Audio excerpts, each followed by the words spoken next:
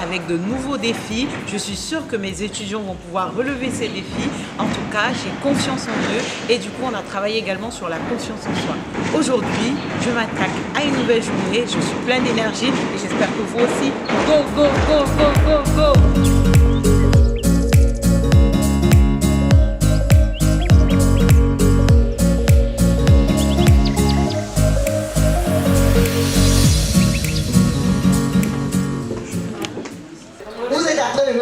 Non, il faut que je change l'intitulé de ce truc. Que ça doit être architecte d'intérieur.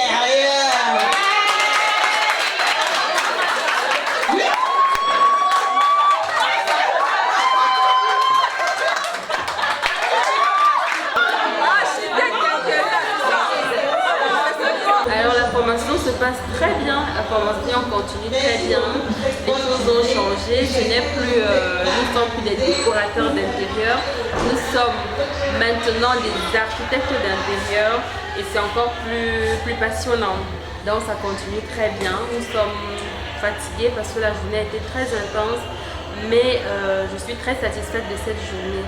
On a vraiment avancé sur le plan, sur le zoning, on a compris pas mal de choses, pas mal de concepts et rendu au 7e jour de la formation, je crois que nous sommes bien partis pour être des architectes d'intérieur. Donc on ne parle plus de décorateurs d'intérieur, ça c'est fini. En fait, c'est nous qui avons soumis l'idée à Linda parce qu'on s'est dit que c'était très réducteur de nous considérer juste comme des décorateurs parce que vu le contenu de la formation, à la base on ne s'attendait pas à autant de matériel, autant d'intensité dans le travail.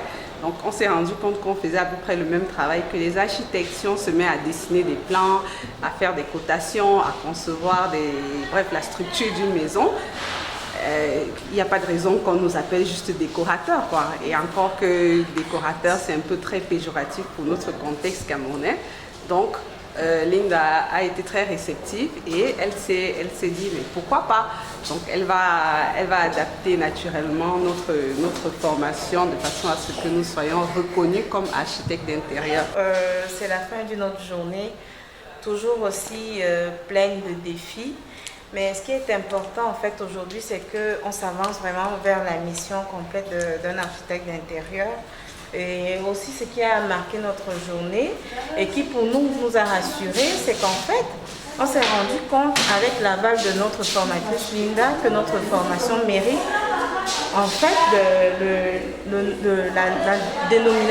la dénomination d'architecte d'intérieur parce que nous faisons le même travail que les architectes d'intérieur, voire même plus. Parce que si on a des architectes avec nous dans notre formation, c'est parce que forcément il y a quelque chose qui manque avec leur formation.